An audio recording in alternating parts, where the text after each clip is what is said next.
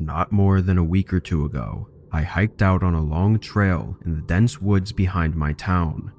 I lived in a really close-knit town with just under 1,000 people, so we were pretty far out from any big populated cities. The woods on the outskirts were very flat, no mountains or hills, but had a few ponds and some small rivers running through the middle. I was heading to one of these rivers. I'd been there before a few times, though I'd never had the chance to camp there until this day. As I could recall from the previous times, I knew it was about a 3-hour walk, almost perfectly north. As I walked between the trees, it was very quiet, aside from birds and other animals rustling the leaves around me. There were no people or hikers, and I didn't plan to see anyone because this was not even a trail, it was just open woods. But as I was just 45 minutes out from the river, I ran into someone. We were both walking toward each other, and it seemed like neither of us had noticed the other until we were just a few feet away, separated by only a couple trees. I know I had a confused and almost nervous look, finding it really unusual to run into someone off trail in the middle of these woods, but the man had the same look. I was about to break the silence and say hello, but after a second, his face shifted into a slight nervous smile and he turned to walk off to the side.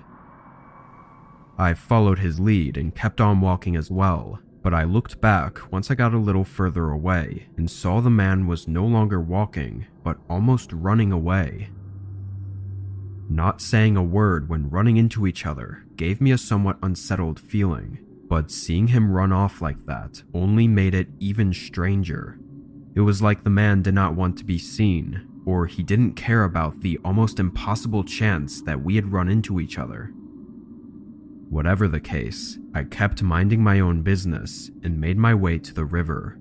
This was no campsite or anything, so I just plopped my bag and tent down on the flattest area I could find. Then I got a fire going, since the sun was just about to set.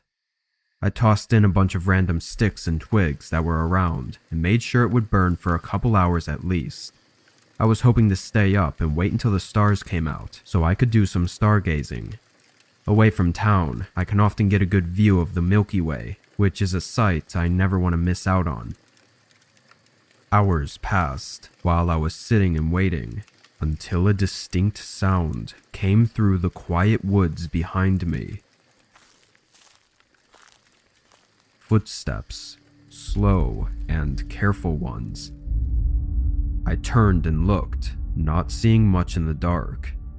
As I gazed around though, the footsteps stopped, telling me that while I may not see them, they can see me. I reached down for my bag and picked up a heavy-duty flashlight, shining it at the trees. I could see decently far now, but as I moved it back and forth, I didn't see anyone.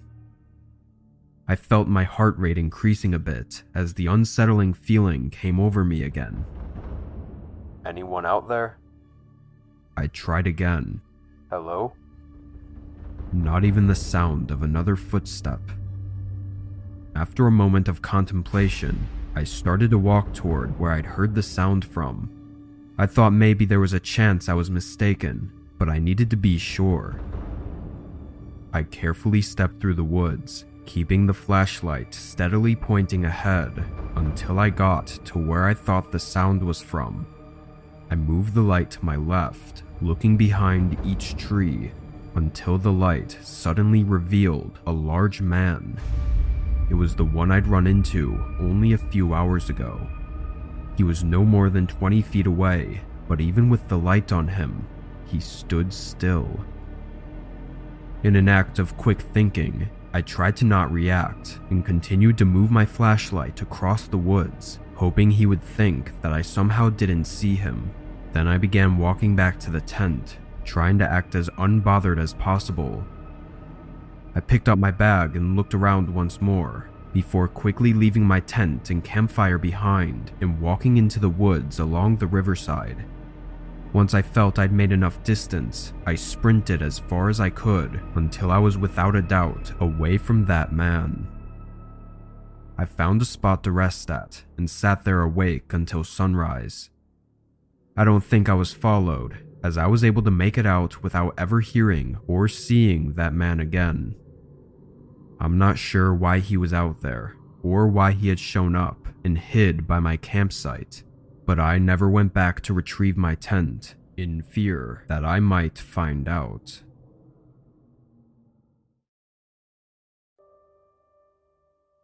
I had taken my RV out to a forest a couple miles from my house. I live in a rural area with a lot of surrounding forests, so camping is a pretty common thing around here. The place I had driven out to was not all that well known though, being a camping spot only big enough to fit a few RVs. I liked it because rarely would anyone else be there, and the path to drive down was wide enough to easily fit my RV. When I got there, the grassy field I parked in was empty. I had no plans, so I just stayed in for a bit before getting out and setting up the exterior with the overhanging tent. Then I got my chair set up and started gathering some wood to make a campfire with.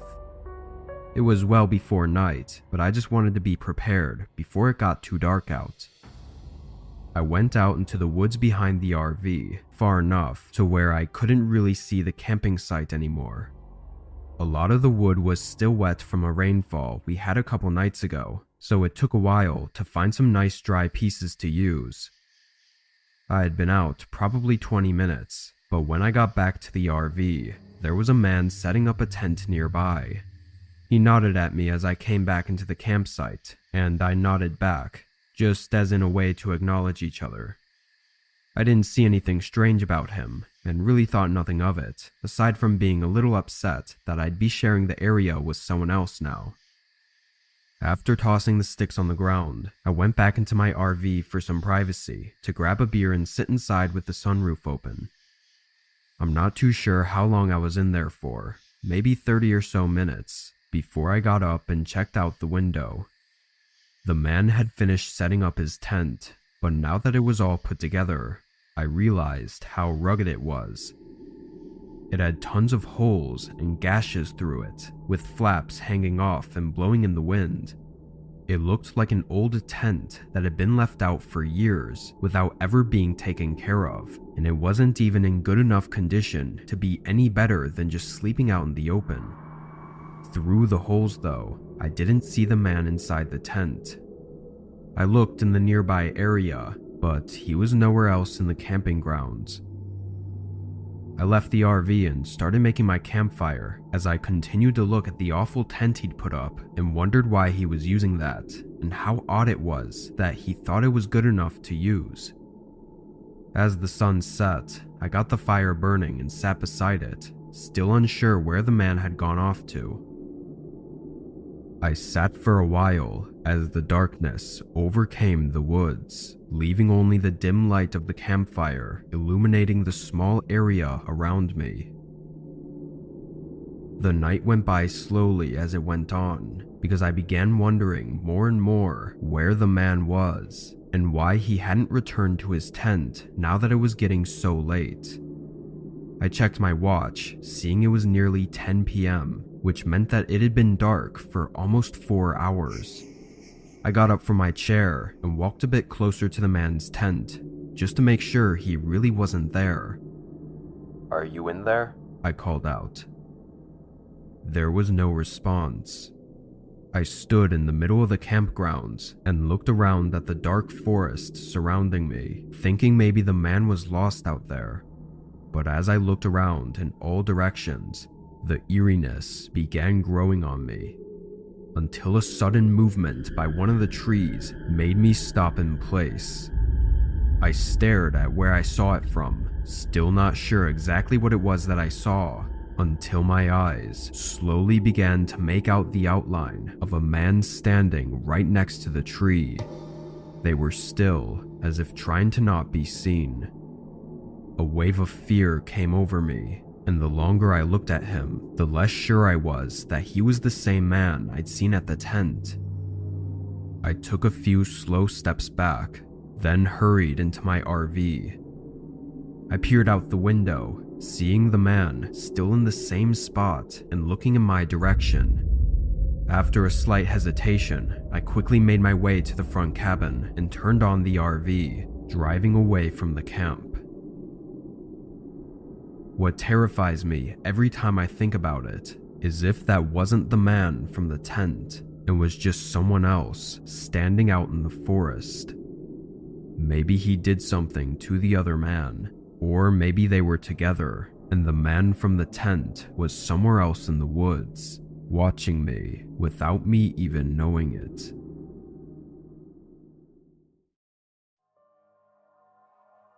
Two years ago, I lived with my younger brother on the East Coast. For the most part though, we didn't really go out much.